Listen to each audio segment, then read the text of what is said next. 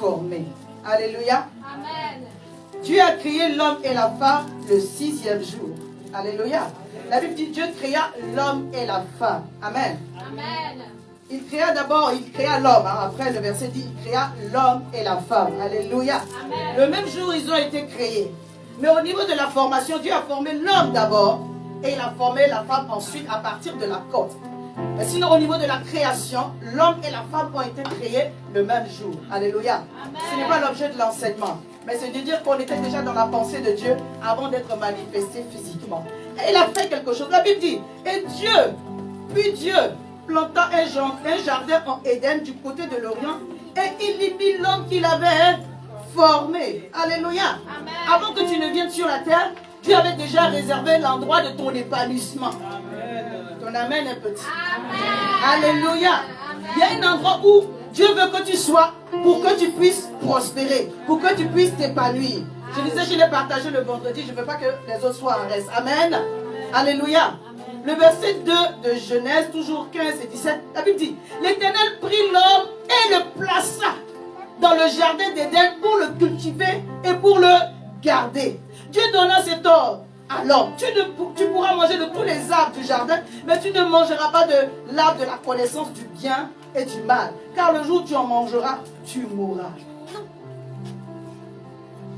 Aujourd'hui, je ne vais pas parler de la condamnation. Amen. Amen. Mais je vais parler de la grâce que Dieu nous donne de jouir dans le jardin dans lequel il nous place. Pourquoi je parle de cela? On est au 6e mois. Alléluia. Amen. Le chiffre 6, quoique nous ne serons pas numérologues, est le chiffre de l'homme. Amen. Amen. La suite du verset 1, du chapitre 1 sur la fin, la Bible dit, il eut un matin et un soir. Dieu vit que ce qu'il avait fait était bon. Ce fut le 6e jour. Le 7e jour, il se reposa de sa création. Mais le 6e jour, il a fait l'homme. Je crois qu'en ce 6e mois, tout ce qui s'attache à toi, en tant que personne, l'Éternel a déjà créé, mais il va le rendre manifeste. Parce qu'avant qu'Adam et Ève ne viennent, l'Éden existait déjà. Alléluia. Amen. Ce qui va contribuer à ton bonheur existe Déjà. Ah, là tu m'as compris. Ce qui va contribuer à ton épanouissement existe Déjà. Maintenant, si tu n'es pas à cet endroit, dis Éternel, prends-moi et place-moi. Si tu as déjà dit, Seigneur, aide-moi à demeurer. Quelqu'un me comprend? Le verset 15 dit, l'Éternel Dieu prit l'homme et le plaça. Il a pris et il a placé dans l'endroit où il va jouir du bonheur, de la grâce et de la santé. Mais qu'est-ce que l'homme a fait? L'homme s'est déplacé. Est-ce qu'on peut faire une prière avant que je rentre dans le thème de ce mois? Alléluia.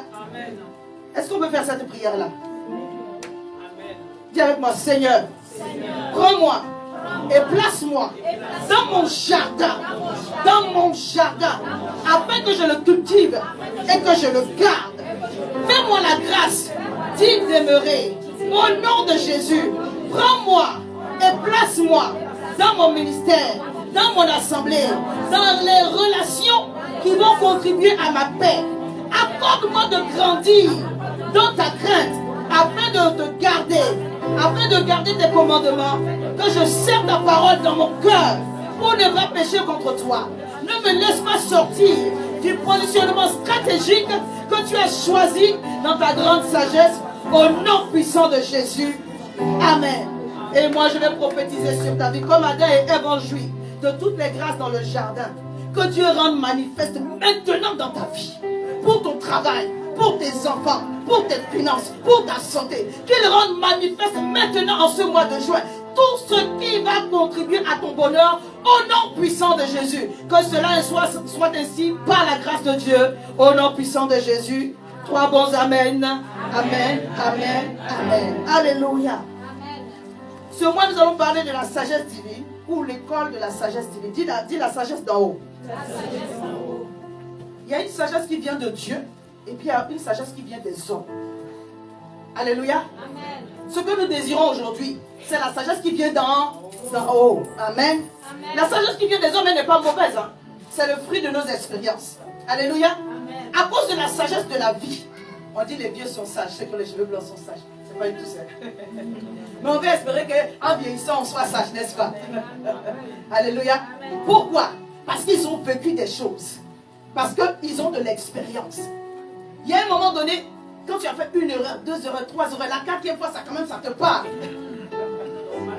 Tu n'as pas besoin d'avoir une parole de connaissance. Tu sais que si tu empruntes ce chemin, ça va mal se terminer. Tu n'as pas besoin que le pasteur prophétise sur ta vie. Tu sais que là, ce n'est pas le bon chemin. Ça, c'est la sagesse humaine. Elle n'est pas mauvaise, mais elle ne suffit pas. La sagesse humaine, elle est limitée. Alléluia. Que Dieu nous donne la grâce de comprendre ce que c'est que la sagesse divine. Et que nous puissions marcher par elle pour avoir des fruits. Amen. Amen. On va prendre nos Bibles dans Proverbe 9, verset 10. Un de nos textes de base. La définition biblique de la sagesse. Dis Seigneur, aide-moi à comprendre ta parole ce matin. Dispose mon cœur à saisir ta parole ce matin au nom de Jésus.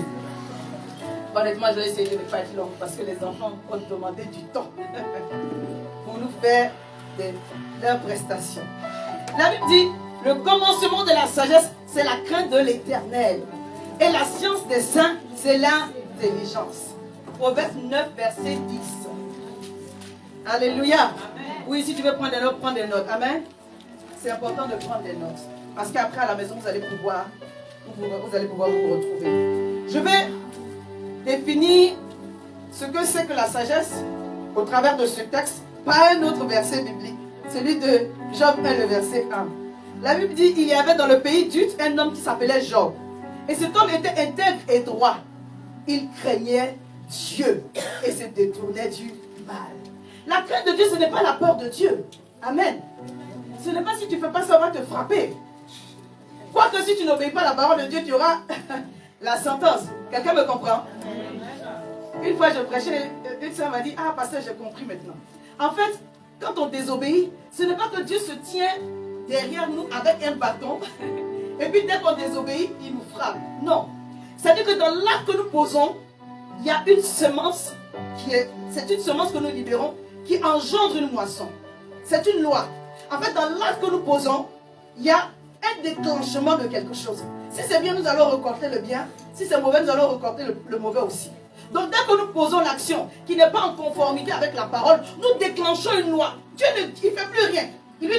Il a libéré les lois, il a fait les lois, et puis les lois fonctionnent. Si tu obéis aux lois, tu auras aussi les conséquences, les positives. Si tu désobéis, les conséquences négatives. Alléluia. Donc la crainte de l'Éternel, ce n'est pas aujourd'hui de vous enseigner des choses pour que vous ayez peur de Dieu, mais d'avoir un profond respect pour la parole de Dieu. Un profond respect pour Dieu et pour ses commandements. Donc on dit Job était un homme intègre et droit. Il craignait Dieu et se détournait du mal. J'entends par ce verset-là que la crainte de Dieu, c'est la révérence que nous avons pour les choses de Dieu, mais pas seulement cela. C'est le fait de se détourner du mal. Lorsque tu crains Dieu, tu te détournes du mal. Ce n'est pas quelqu'un qui te dit, lorsque tu crains Dieu, tu te détournes toi-même du mal. Et Job n'était pas un homme seulement puissant. Alléluia. Il était un homme puissant. Il était aussi un homme sage. Alléluia. On dit parmi les fils d'Orient, il était un des plus éminents. Donc il était un homme puissant.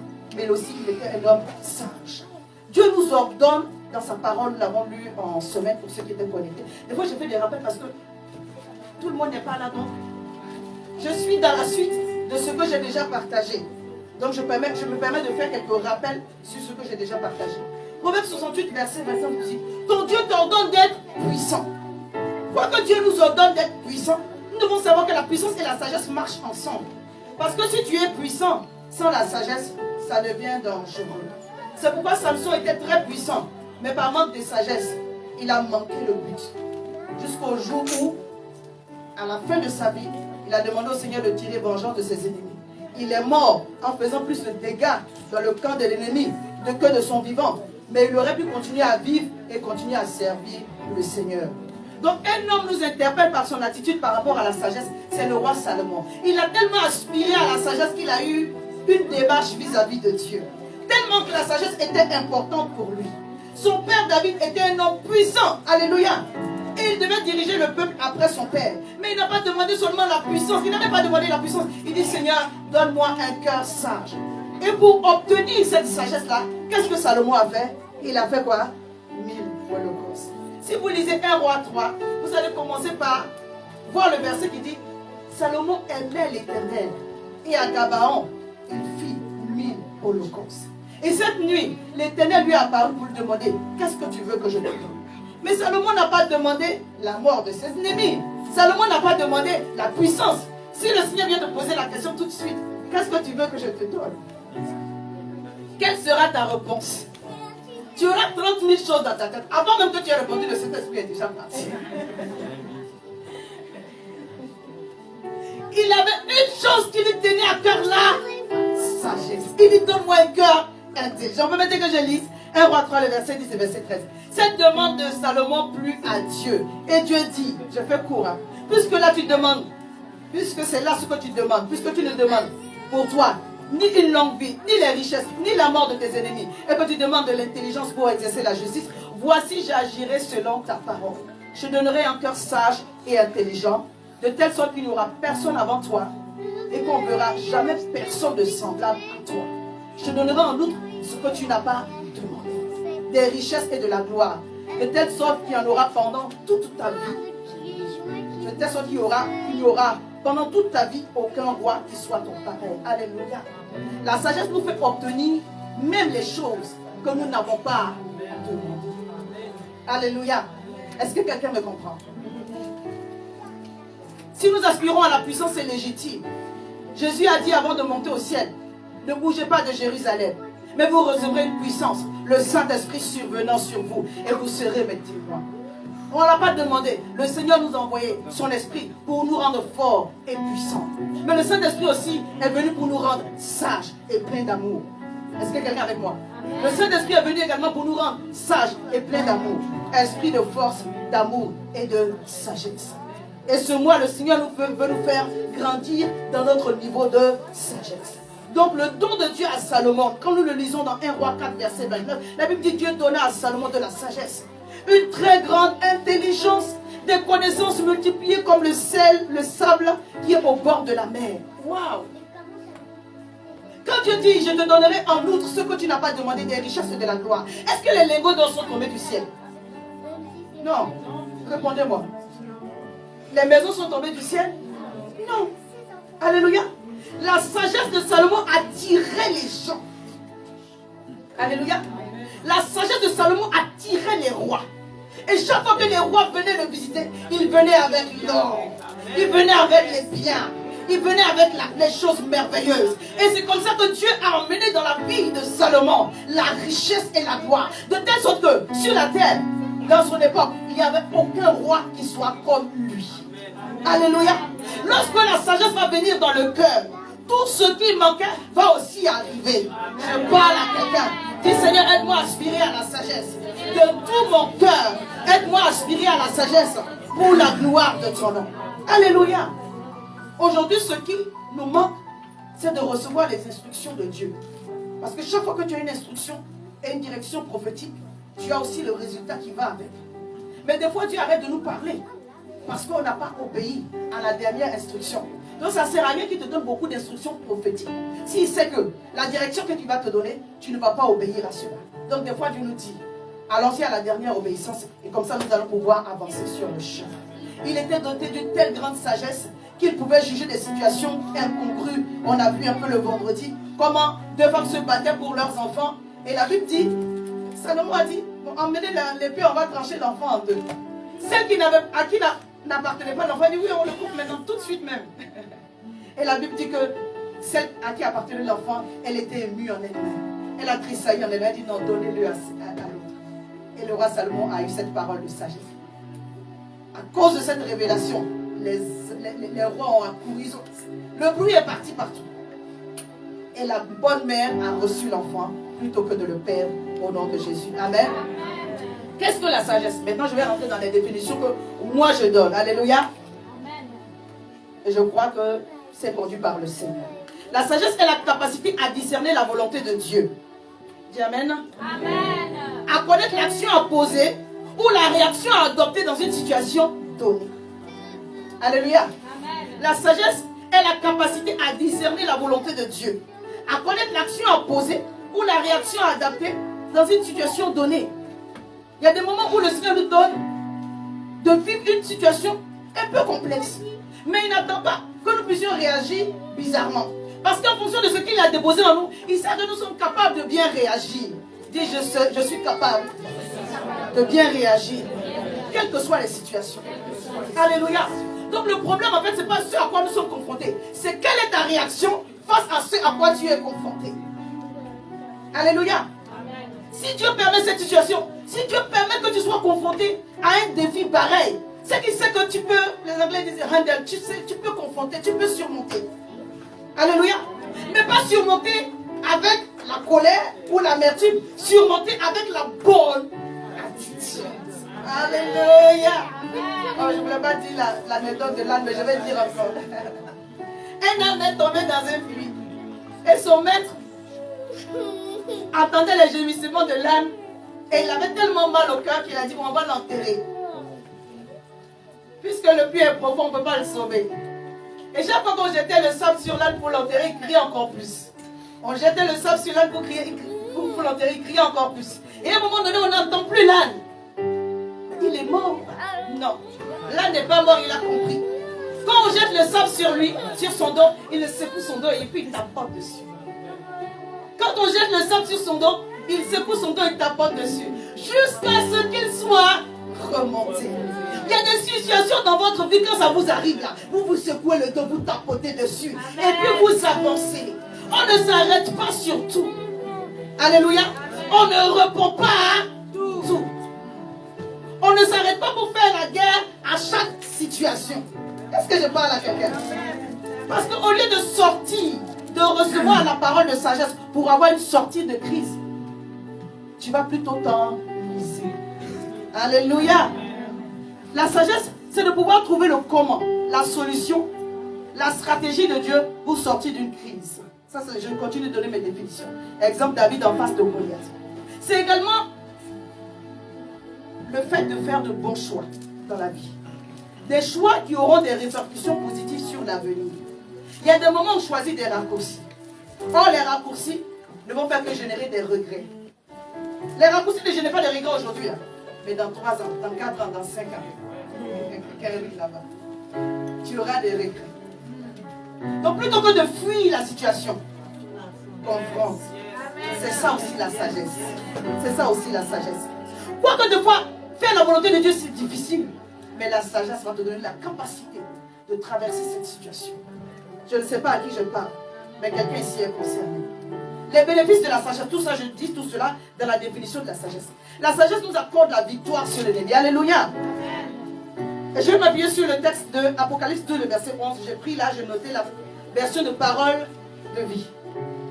Nous l'avons vaincu par le sang de l'agneau et par la parole de notre témoignage. Amen. Amen.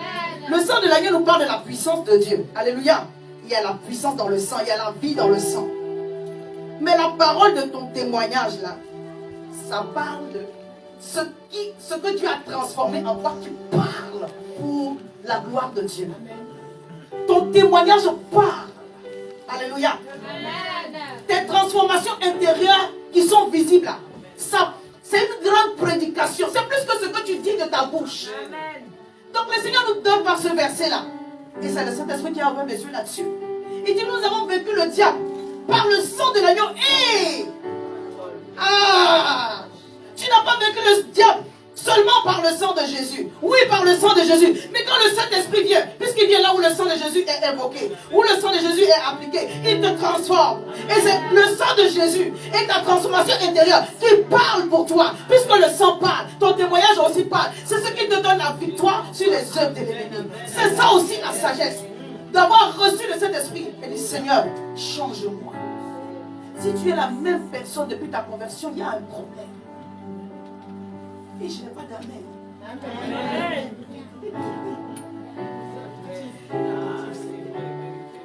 La Bible dit que Paul s'est converti le même jour. On a fait sa délivrance 3 jours après. Il s'est levé, il allait prêcher l'évangile. Je parle à quelqu'un. On n'a pas tous la même spontanéité, c'est vrai. Mais on a tous reçu le même Saint-Esprit. Amen bien. On a tous reçu le même Saint-Esprit. Le même Saint-Esprit qui était sur Jésus. Il n'a pas dilué un peu pour nous donner. Alléluia. Amen. Alléluia. Ça veut dire que les consommations intérieures, elles sont capables d'être manifestées. Mais il faut qu'on coopère avec Dieu. Dis, j'ai vaincu l'ennemi par le sang de l'agneau et par la parole de mon témoignage. Mes fruits, mes témoignages parleront pour la gloire de Dieu au nom de Jésus. Amen. La sagesse nous accorde également d'avoir une bonne attitude dans l'adversité. Amen. Tout ça, ce sont des rappels de ce que j'ai partagé un peu le mercredi et le vendredi. Mais je préfère vous aborder pour entrer dans notre thème. Je vais lire là le verset 2 à 8 de Jacques 1. Permettez, on va lire ensemble. Prenez vos Bibles dans Jacques 1, le verset 2 à 8. Il y a un lien entre les premiers versets et la sagesse dont Jacques parle. Alléluia. Nous voyons là donc un lien entre l'épreuve de notre foi, la patience et le niveau de sagesse que nous devons manifester. Il dit, mes frères, regardez comme un sujet de joie complexe les diverses épreuves auxquelles vous pouvez être exposés. Sachant que l'épreuve de votre foi produit la patience, mais il faut que la patience accomplisse parfaitement son œuvre, afin que vous soyez parfaits et accomplis sans faillir en rien. Et après, il dit maintenant, si quelqu'un d'entre vous manque la sagesse, qu'il la demande à Dieu, qui donne à tous simplement et sans reproche, et elle lui sera donnée. Mais qu'il la demande avec foi, sans douter, car celui qui doute est semblable au flot de la mer, agité par le vent et poussé de côté et d'autre. Qu'un tel homme ne s'imagine pas qu'il recevra quelque chose du Seigneur. C'est un homme irrésolu, inconstant dans toutes ses voies. Alléluia. Amen. Jacques il commence par parler de comment nous devons réagir face aux situations, aux épreuves. De les regarder comme un sujet de joie complète. Il nous encourage en disant que cela va parfaire en nous la patience, ça va nous donner un caractère inébranlable. Et après, il dit, mais si quelqu'un manque de sagesse, qu'il la demande. Parce que ta réaction en face des épreuves, ça démontre si tu as la sagesse ou pas. Amen. Amen bien. Amen. Alléluia. Amen. Que le Seigneur nous donne la grâce de grandir en sagesse. Alléluia. Amen. Notre façon de réagir aux épreuves dénote de notre niveau de sagesse. Je disais souvent, ou je dis souvent, la maturité spirituelle, elle s'entend. Alléluia. Amen. La sagesse, elle s'entend. Amen. Amen. La sagesse s'entend. Alléluia. Donc quand nous passons par les épreuves, quel que soit votre âge spirituel, bien aimé, prêtez attention à ce que vous dites. Je parle à quelqu'un. Quand tu traverses une épreuve, je ne parle pas pour ton frère, pour toi-même. De fois nous disons des paroles mais qui sont... C'est moi-même qui peux dire des choses comme ça. Oui, parce qu'au moment où tu traverses l'épreuve, ta chair, tes émotions sont mises à rude épreuve. Et c'est à ce moment-là que tu dois apprendre la sagesse pour que tout et n'importe quoi ne sorte pas de ta bouche. Je peux dire cela. Alléluia. Amen. Voyons les œuvres de la sagesse. Je suis en train d'introduire le thème. Alléluia. Amen. Proverbe 3, le verset 19, la Bible dit, c'est par la sagesse que l'Éternel a fondé la terre, c'est par l'intelligence qu'il a affermi les cieux. Alléluia. Amen. Si la terre existe, c'est par la sagesse de Dieu. La Bible ne dit pas qu'il a fondé la terre par sa puissance. Est-ce que quelqu'un m'entend? C'est la sagesse qui fonde. C'est la sagesse qui te donne des fondements. Pour ton mariage, c'est la sagesse qui va te donner des fondements. Pour le ministère, c'est la sagesse qui va donner des... Pour l'éducation des enfants, c'est la sagesse qui va donner des... Amen. Ce mois-ci, on va parler de la loi du travail. On va parler de la loi de l'honneur aussi. On va parler de la loyauté, la déloyauté. On va parler de la sagesse dans nos relations. On va parler de la sagesse dans le ministère, la sagesse dans les finances. Est-ce que le temps va suffire pour parler de tout cela? On verra comment le Seigneur va nous conduire. Alléluia. Amen. Mais c'est important. Parce que c'est la sagesse qui donne les fondements. La Bible dit, c'est par la sagesse que l'Éternel a fondé la terre. C'est par l'intelligence qu'il a affermi les cieux. Alléluia. En d'autres termes, la sagesse a des œuvres. Elle fonde. Alléluia. Et un autre verset de Proverbe 14, verset 1 dit que la sagesse bâtit. La sage-femme, elle bâtit. Quand on parle de bâtir, on parle de construire. On parle d'édifier. Alléluia. Amen. Chaque fois que tu es en train de construire quelque chose, ça veut dire qu'il y a la sagesse divine. Chaque fois que tu es en train de renverser, ça veut dire qu'il y a un manque de... C'est pas moi qui dis, c'est la Bible. Alléluia. Amen. Si tu sens que tu es en train de construire ton foyer, tu sens que tu es en train de... Même si c'est difficile, mais tu sens que ça avance. Alléluia. Amen. Tu es en train de construire le ministère. Ça veut dire qu'il y a la graine de la sagesse. Dis Saint-Esprit, aide-moi à grandir en sagesse. Alléluia. J'aime ce verset-là de 1 roi 10, verset 4. Parlons de la reine de Saba. De Séba plutôt. Donc, des fois on dit Saba, on dit Séba. C'est la même personne. La reine de Séba vit toute la sagesse de Salomon et la maison qu'il avait bâtie. Ah, on voit la sagesse. La Bible dit que la reine de Séba a vu la sagesse de Salomon et la maison qu'il avait bâtie. Parce que la sagesse se verra dans les œuvres que vous allez faire. Oh, je parle à quelqu'un. Dieu veut que ton frère et ta soeur voient la sagesse dans ce que tu es en train de construire. C'est ça aussi le témoignage. Alléluia. De te dire, puisque la réussite n'est jamais en ligne droite, si tu y es arrivé, ça va lui donner de l'espoir. Qu'elle aussi, elle peut y arriver. Je partage beaucoup de versets, mais on va y arriver. C'est par la sagesse qu'une maison s'élève et par l'intelligence elle s'affaiblit. Proverbe 24, verset 3. En d'autres termes, par manque de sagesse, la maison va s'effondrer. Or, Dieu veut que nous puissions bâtir et affermir. Proverbe 3, verset 13. Heureux l'homme qui a trouvé la sagesse et l'homme qui possède l'intelligence. En d'autres termes, quand la Bible parle d'heureux, souvent c'est la même racine que béni. Tu es béni quand tu as trouvé la sagesse. Or, la sagesse, on a dit, c'est la crainte de Dieu. C'est le respect profond de Dieu, de sa parole et de ses choses. Que l'Éternel nous remplisse de cela. C'est le fait de se détourner du mal. Dis Seigneur, que mon cœur se détourne du mal pour manifester ta gloire au nom puissant de Jésus. Amen. Je vais parler des composantes de la sagesse. Donc, tous les versets que j'ai cités là, est-ce que vous avez vu que certains mots reviennent? Vous pouvez me dire quels sont les mots qui reviennent? Non, sagesse, ça veut dire intelligence. Amen. C'est bien. Alléluia. Vous avez trouvé le Amen. Les composantes de la sagesse. Proverbe 2, le verset 6 nous dit: car l'Éternel donne de la sagesse, de sa bouche sortent la connaissance et l'intelligence. Chaque fois qu'on va parler de sagesse, la connaissance et l'intelligence ne sont pas loin. Parce qu'en réalité, les composantes de la sagesse sont la connaissance. Dans d'autres versets, on parle de science et l'intelligence. C'est là le point de notre message d'aujourd'hui, donc j'aimerais vraiment que vous soyez concentrés. Je ne veux pas rester long. Alléluia. Les composants de la sagesse sont la connaissance et l'intelligence. Donc notez que la sagesse va toujours associer l'intelligence à la science ou à la connaissance. La science et la connaissance, c'est ce que tu sais. Alléluia. On va dire, c'est ce que tu as appris. C'est l'ensemble de tes expériences, de ton vécu. Amen. Tout cela, ce n'est pas une mauvaise chose. Et Dieu va toujours s'appuyer sur ce que tu sais pour se révéler à toi. Amen bien. C'est pourquoi le réma va sortir du logos. Dieu ne va pas t'inventer un verset que tu n'as jamais appris. Donc s'il avait réservé une réunion particulière dans laquelle il allait te donner la révélation du verset ou la parole ou la connaissance du verset et que tu as manqué cela, si ton réma devait sortir de ce verset-là, tu vas manquer. Or, vous connaîtrez la vérité et la vérité que vous allez connaître va vous affranchir. Dans la parole de Dieu, il y a le pouvoir de Dieu, il y a la main puissante de Dieu pour opérer ce dont tu as besoin. Quand on parle de la parole révélée, c'est une parole qui vient et qui opère. Elle agit, elle est puissante. Même quand tu n'as pas vu de tes yeux, tu sais que la parole a travaillé.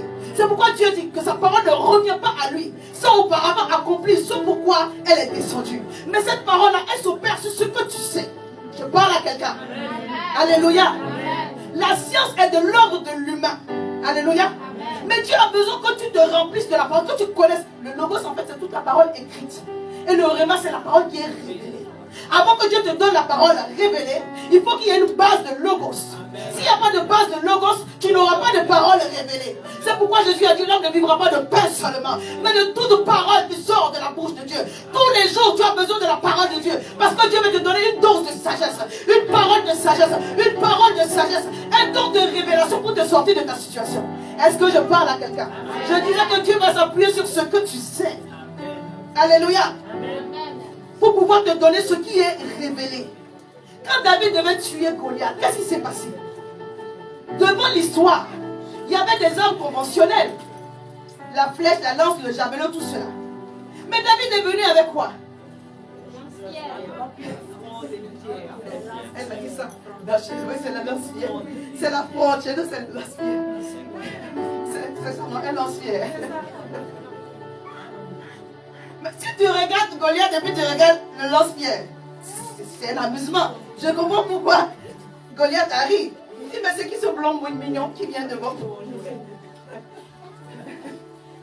Il dit, mais elle dit à Samuel, vous vous amusez avec moi, vous m'envoyez un gamin.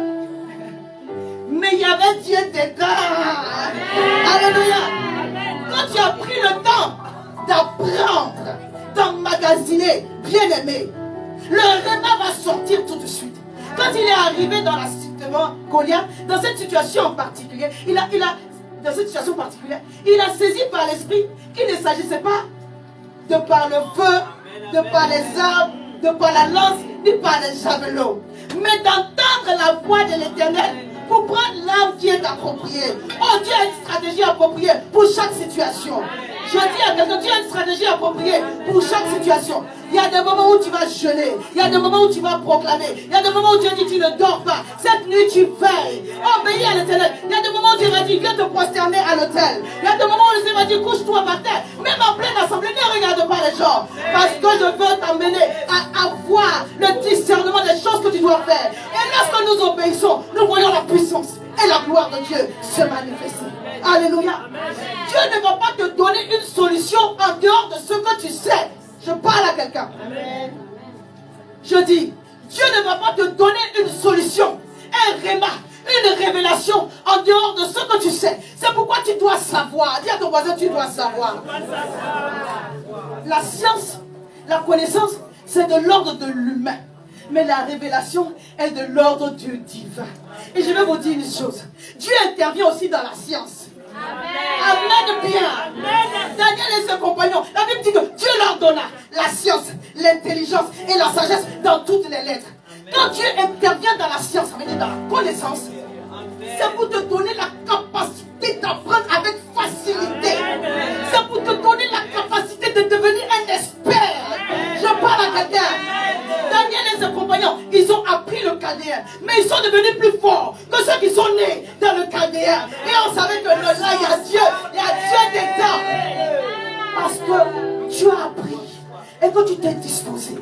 Chaque fois que l'Éternel va vouloir te faire avancer, il faut que tu saches, il faut que tu deviennes expert, il faut que tu masterises. Ce qui est attaché à ton appel, à ta destinée, à ton accomplissement, tu ne peux pas le connaître à peu près. Alors si tu veux prêcher, apprends à prêcher bien.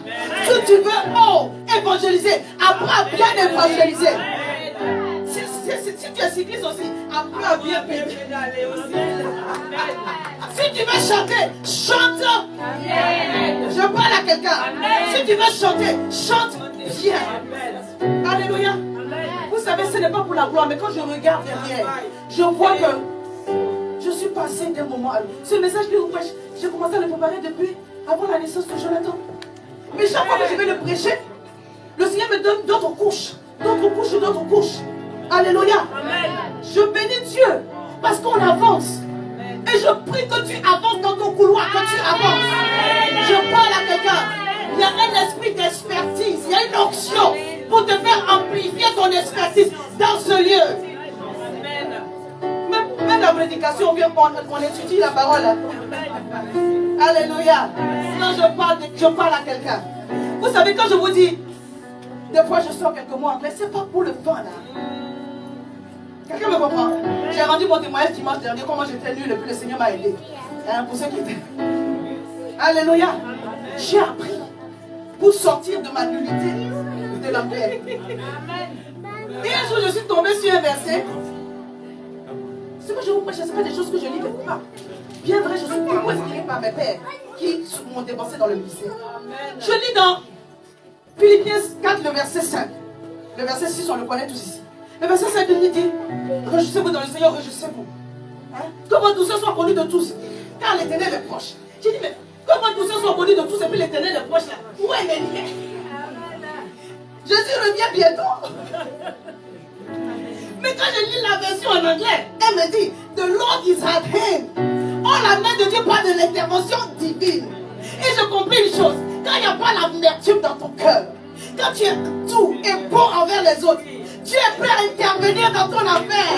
Alléluia. C'est ça la révélation. C'est-à-dire que le Seigneur m'a permis que ce que j'ai appris puisse m'aider à rentrer dans un niveau de révélation. Donc il y a des moments comme ça, quand j'ai lu les versets, je ne comprends pas. Je retourne dans King James. Vous savez pourquoi? Je ne vous dis pas ça pour... Vraiment, comprenez-le. Parce que la version en anglais la plus proche du grec, c'est la vérité. Parce que lui, souvent, nous a bien traduit la chose. Mais quand il nous dit que l'éternel est proche, je n'ai pas compris. Quelqu'un avec moi? Amen. Je suis en train de dire à une personne, le fait d'étudier, c'est biblique, c'est de Dieu. Le Seigneur dit, continue à augmenter ton niveau de connaissance. Alléluia. Sois fort dans ce que tu es en train de faire. Ne sois pas à peu près, sois fort. Quand le Seigneur a dit à David, prends la fronde pour aller devant Goliath. Est-ce que c'est ce jour-là il allait prendre? Vous dites non, je vais aller m'entraîner. Tu n'as plus l'opportunité de t'entraîner devant cette situation. Je parle à quelqu'un. Il y a des moments où tu ne peux plus t'entraîner. Tu dois révéler qui tu es. Qui le Saint-Esprit a fait de toi, qui tu es. L'humanité attend avec un ardent désir la révélation des fils de Dieu. Alléluia. Et ce que Dieu a déposé en toi, c'est à toi de le cultiver. Je parle à quelqu'un. Oh, je parle à quelqu'un. Quand David a pris la fronde, la puissance de cet esprit était dedans. Mais il était un expert. Non, je vous parle de quelque chose, il était un expert. Dieu ne travaille pas avec les à peu près. Il était un expert. Il savait qu'il n'allait pas marquer son but. Mais ça pouvait juste toucher Goliath et puis tomber. Mais le Saint-Esprit dit, comme tu as masterisé, comme tu as l'angle, comme tu as l'angle, comme tu sais comment faire, puis le vent, tu vas concourir. Alors quand ça va le toucher, je vais faire ça entrer dans son front. Au lieu de tomber derrière, il va tomber devant. Est-ce que tu peux acclamer Dieu qui est bon pour nous? Alléluia. Je suis en train de dire à une personne, apprends. Continue d'apprendre. L'onction de Dieu est là. Parce que Dieu va intervenir pour que tu aies une facilité d'apprendre. Et je viens décréter sur ta vie que tu seras un expert dans ce que tu es en train d'apprendre. Tu seras performant dans ce que tu es en train d'apprendre. Les gens ne cherchent pas toujours le généraliste. C'est le spécialiste qu'on demande pour certaines situations particulières. Alors, tu seras consulté. Parce que tu as une grâce particulière sur ta vie. Reçois cela au nom de Jésus. Je l'ai noté, donc permettez que je vous le dise. David dit, Dieu accordait à ces 4 jeunes gens de la science, de l'intelligence dans toutes les lettres et de la sagesse.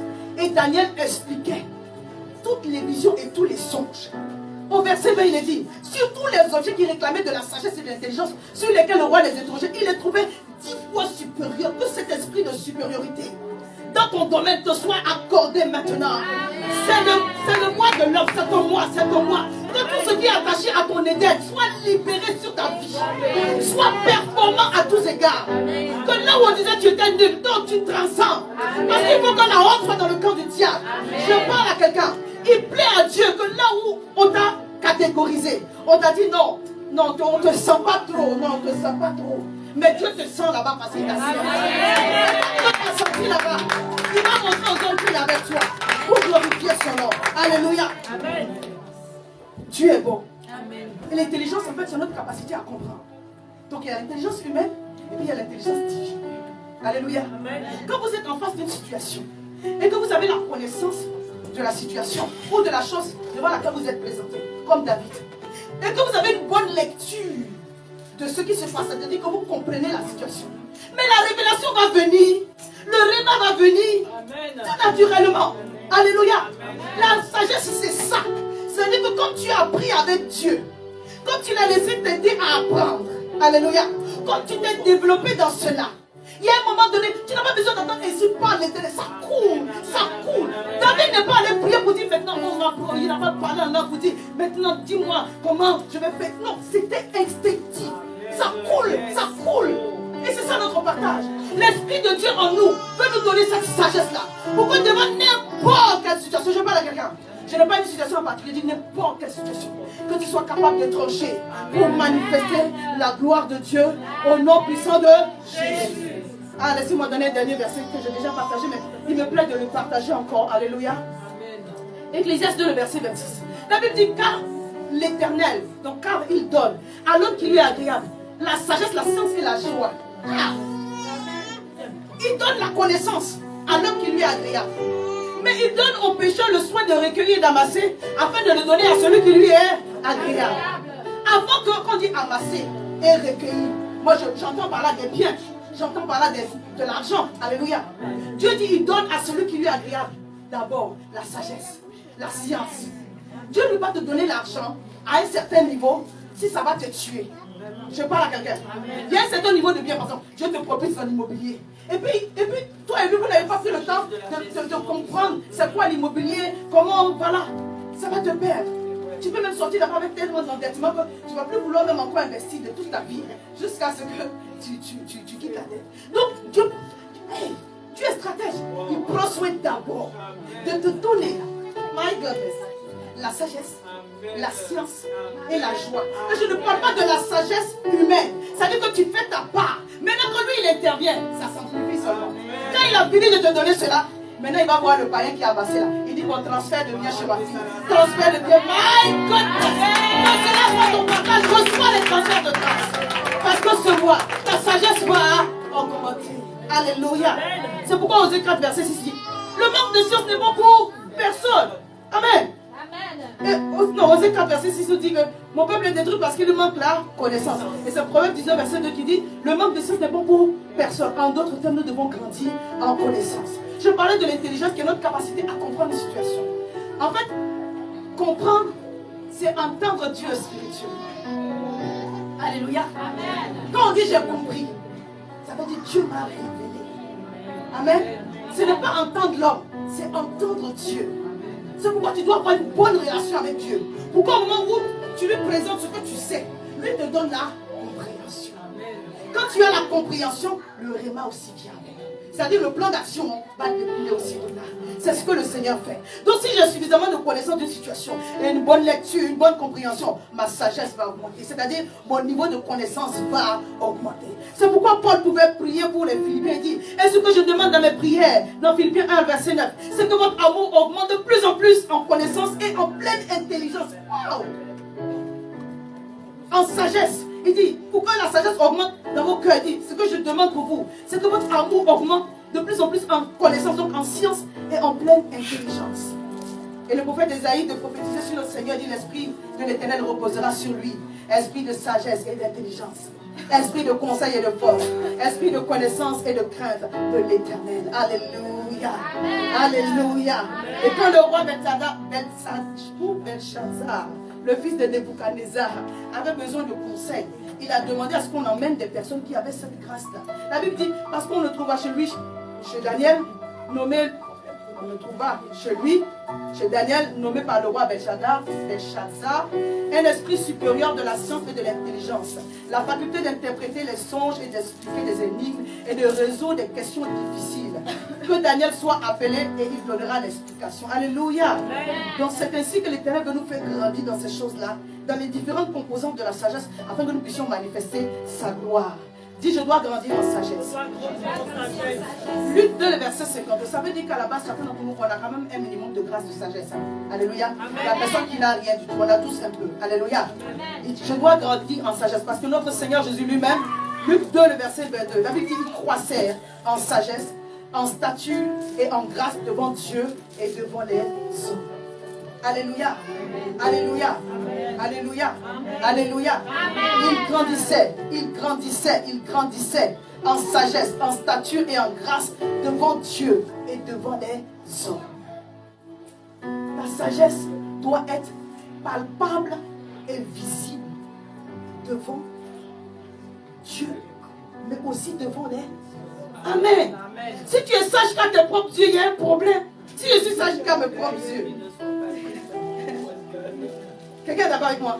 Amen. S'il n'y a que moi qui peux dire que j'ai raison, il a raison, il a raison. Des fois, excusez-moi, notre raison n'est même pas la raison de Dieu. Mais on est arc-bouqué dessus. C'est quoi? Quelqu'un me comprend? Amen. Notre raison, des fois, ce n'est même pas la raison de Dieu. Alléluia. C'est pourquoi le Seigneur veut qu'on apprenne à grandir. C'est-à-dire qu'à un moment donné, ton pasteur, ou ton frère, ta soeur, ta mère, ton père, doit pouvoir juger. Non, depuis que tu vas à l'église, là, non, tu as changé. C'est comme ça qu'ils disent. Ils ne vont pas te dire depuis que tu as Jésus. Ils savent seulement que tu vas à l'église.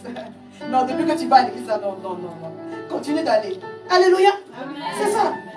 Il y a des femmes qui étaient tellement sages avec leur mari que le mari qui était converti là, elle a couru pour venir à l'église. Parce que pourquoi? Parce qu'elle a vu Dieu dans la vie de sa femme. Alléluia. Pareil pour les enfants aussi. Donc nous devons grandis en statut, en grâce, en sagesse devant Dieu, mais également devant les hommes. Si Jésus a tenu dans son niveau de sagesse à faire en sorte que les hommes puissent remarquer cela, c'est important. Alléluia. Amen. Je ne dis pas que vous allez faire l'unanimité, c'est pas vrai. Tout le monde ne sera pas d'accord avec. Alléluia. Amen. Et ne cherchez pas l'approbation des gens parce que cela ça vous peine. Cherchez seulement l'approbation de Dieu. C'est le plus important. Amen. Quand tu cherches l'approbation de Dieu, il va te donner aussi la faveur des hommes. Les hommes qui sont censés ou qui doivent venir t'aider dans ce que tu es en train de faire, il va te donner cela aussi. Alléluia. Donc on doit apprendre à grandir. Dis Seigneur, là où je suis, aide-moi à grandir dans mon niveau de sagesse. Le Seigneur n'a pas dit tu n'as rien, tu as quelque chose. Et on va terminer avec ce verset-là de Proverbe 4, le verset 7. Voici le commandement de la sagesse. Acquiert la sagesse. Acquiert la sagesse. Et avec tout ce que tu possèdes, acquiert l'intelligence. Il y a un moment donné, bien aimé, tu dois apprendre à dépenser ton argent pour acheter des livres. Yes, yes, yes, yes, yes. Oh. Faut pas rester dans ce que tu connais seulement. Alléluia. Amen. Et mon fils, tu es en train d'aborder d'autres activités, non? Et tu es dedans. Je suis d'accord avec toi. Quand tu veux grandir dans un secteur d'activité, cultive-toi. La puissance appartient à celui qui a l'information. Amen. Je parle à quelqu'un. Amen. Pourquoi les médias sont si... Tu n'as pas l'information, tu ne peux pas faire la différence.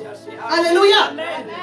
Si vous écoutez un message et que vous venez réécouter l'orateur, puis vous sentez que tout ce qu'il a prêché, là, vous entendez ça partout, est-ce que vous allez l'écouter encore? Non. Alléluia.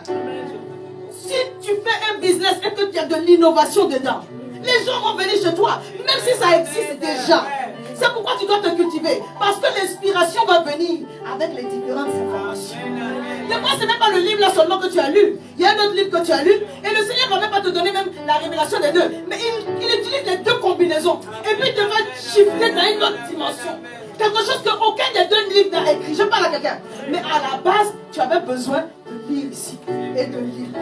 Il dit avec ce que tu possèdes, acquiert l'intelligence. Possède la sagesse. Alléluia. Amen.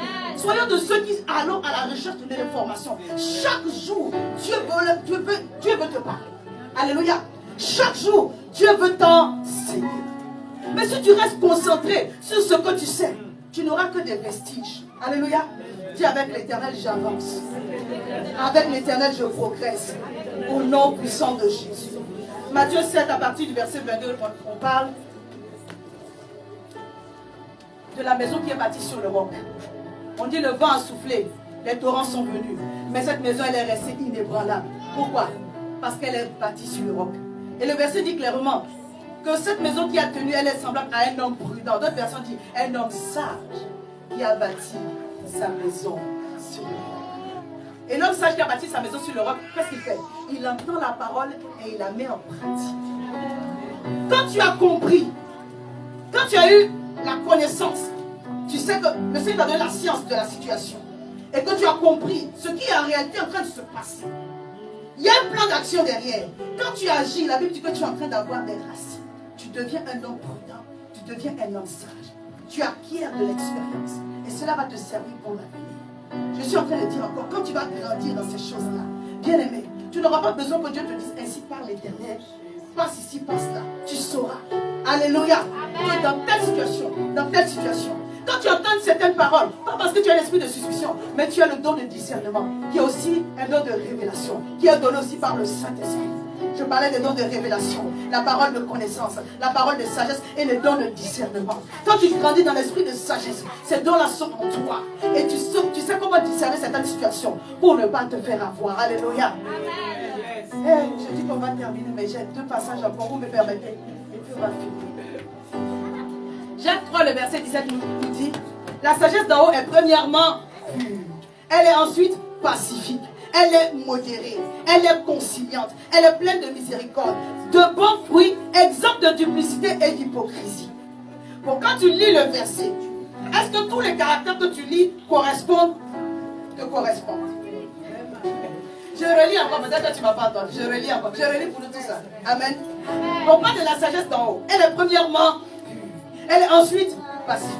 Elle est modérée. Modérée, ça veut dire que tu n'es pas dans les excès. Tu es juste dans voilà, la bonne mesure. Alléluia. Conciliante, ça veut dire que tu es vivant. Alléluia. Ça veut dire que tu es souple. Ça veut dire que tu es bienveillant. C'est ça même. Tu n'es pas du feu dans la maison. Parce que dehors, tu vois, tu es bien, tu souris, tu le peux mettre chez toi. C'est le feu. Est-ce que je parle à quelqu'un? Elle est pleine de miséricorde. La Bible dit que la miséricorde triomphe du jugement. Là où tu étais prompt à juger, quand la sagesse vient, tu ne juges pas. Tu fais. Alléluia. Je ne peux pas rentrer dans tout. On dit plein de bons fruits. Amen. Dieu veut que tu portes beaucoup de fruits, mais pas beaucoup de mauvais fruits. Hein. Beaucoup de bons. Beaucoup de bons. Amen. Exemple de duplicité et d'hypocrisie. Je voulais terminer par Abigail, mais on n'aura pas le temps si j'aborde, ça va être long. Aujourd'hui, c'est la fête des mères. Peut-être que j'aurais dû commencer par là. Il y a la Sainte Seine aussi.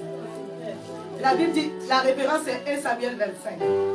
1 Samuel 25 à partir, bon moi j'ai noté à partir de verset 18, mais tout le chapitre de 1 Samuel 25. C'est une femme dont le mari était difficile, méchant. Il y a des hommes comme ça, mais il y a aussi des femmes comme ça. Là en l'occurrence dans le texte c'est un homme. Il était difficile. David et ses gens, parce que David ce sont pratiquement des nomades, ils étaient tout le temps en guerre, en train aussi de fuir la colère de Saül. Et ils sont arrivés dans un endroit où ils sont restés auprès d'un pâturage, en tout cas des hommes de Nabal, et ils les ont protégés, ils sont restés là.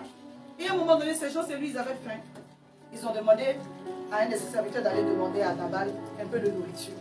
Il dit, mais il y a un gars qui s'est échappé de la maison de son père pour pouvoir venir manger ma nourriture ici. Il n'aura zéro, nada. Chassez-le. La Bible dit, comme David a entendu cela, il dit, prenez vos épées. Aujourd'hui, la maison de Nabal n'existe plus. Un des serviteurs est allé parler à Abigail. Si on est venu lui parler, c'est parce qu'on pouvait lui. Parce qu'il y a des gens à qui on peut pas. Dis qu'on puisse me parler. Et que je puisse me contenir, même si je ne suis pas d'accord. Amen. C'est une femme à qui on pouvait parler. Alléluia. Contrairement à là-bas, pourquoi ils ne sont pas allés vers l'homme? Parce que chez lui, là-bas, c'est Yael. Ils sont allés vers Abigail. Quand il a entendu ça, elle a entendu aussi parler de David. Elle dit, ça, David n'a pas répondu comme ça. Parce que quand tu ne connais pas chez nous, on dit ton élément. Quand tu ne connais pas ton élément, tu le connais. Mais quand tu sais qui c'est, David a Dieu connaît toute la contrée, tout le monde est au courant. Ça, David n'a pas répondu cette réponse. Merci beaucoup, mon serviteur, d'avoir fait ça. La Bible dit, elle a prêté des centaines de vivres. Elle a mis sur les ânes. Elle-même, elle a couru au devant. Elle dit, et aussitôt, si vous lisez, on dit, aussitôt, elle est arrivée. Et puis, elle a eu une attitude de plaidoyer. Elle n'a pas dit, bon, c'est vrai qu'elle a dit, Nabal, il est comme son nom, il est fou. Mais elle n'a pas dit, elle n'a pas passé son temps à lui casser le sucre sur le dos. Elle a plutôt couvert. Il est comme ça. Ne t'occupe pas de lui. C'est comme ça. Son nom a dit, c'est comme ça. Ne t'occupe pas de lui. Mais fais miséricorde et tiens cela. Et David l'a remercié. Parce qu'à la base, il n'avait pas envie de faire couler le sang. Il dit, béni soit l'Éternel qui est passé par toi, afin que le sang ne soit pas répandu. Ta maison sera sauvée. Mais Dieu qui est Dieu, quand tu sèmes quelque chose, tu moissonnes. La mort est venue pas de la main de David, mais de Dieu lui-même. Il a eu la crise cardiaque la nuit, il est mort. Et David n'a pas eu à se souiller la main par rapport à ça. Mais Abigail a été d'une grande sagesse. Elle a compris que dans cette situation, avec la lecture de l'histoire, de la personne dont il s'agit, du caractère de l'homme là, non, mieux vaut que je réagisse comme ça. Elle a réagi comme cela. Elle a fini par devenir la femme de David plus tard. Je vous passe l'histoire. Dis avec moi, Seigneur, remplis-moi de sagesse. Que j'apprenne. Tu peux te tenir debout. Alléluia. Que j'apprenne. Tout ce qui est attaché à l'accomplissement de ma destinée sur cette terre. Que tout ce qui est attaché à mon bien-être, à l'avancée de ma maison et de mon ministère, Donne-moi la grâce, de la facilité d'apprendre, afin que je le sache. Donne-moi la grâce de devenir un expert, un performant dans mon domaine d'activité. Au nom puissant de Jésus, que la révélation, les paroles de sagesse, les paroles de connaissance, le discernement de l'esprit soit mon partage devant chaque situation. Donne-moi la bonne stratégie. Ne me laisse pas battre de l'air. Mais quand cette année 2023, je vois des fruits, des bons fruits de ta grâce dans ma vie, car la sagesse est modérée. Rends-moi modéré, car la sagesse est conciliante, pleine de miséricorde, elle est pure et porte beaucoup de fruits. Que cela soit mon partage en cette année. Esprit de sagesse, Saint-Esprit de Dieu, remplis-moi de la tête jusqu'à la plante des pieds. Remplis-moi et que le témoignage, que la parole de mon témoignage parle pour ta gloire dans le puissant nom de Jésus. Est-ce que tu peux remercier le Seigneur? Oh,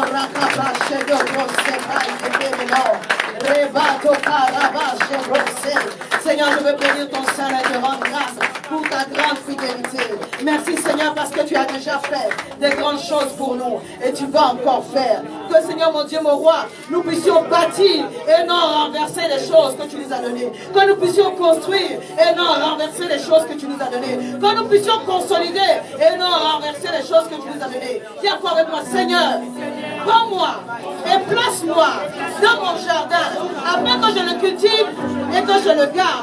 Que de bons fruits soient mon partage au nom puissant de Jésus. Remplis-moi de toi. Ne me laisse pas m'égarer. Que je serre ta parole dans mon cœur. Que ta crainte augmente. Que ta crainte augmente dans mon cœur. Au nom puissant de Jésus. Amen. Amen. Amen. Est-ce que tu peux acclamer?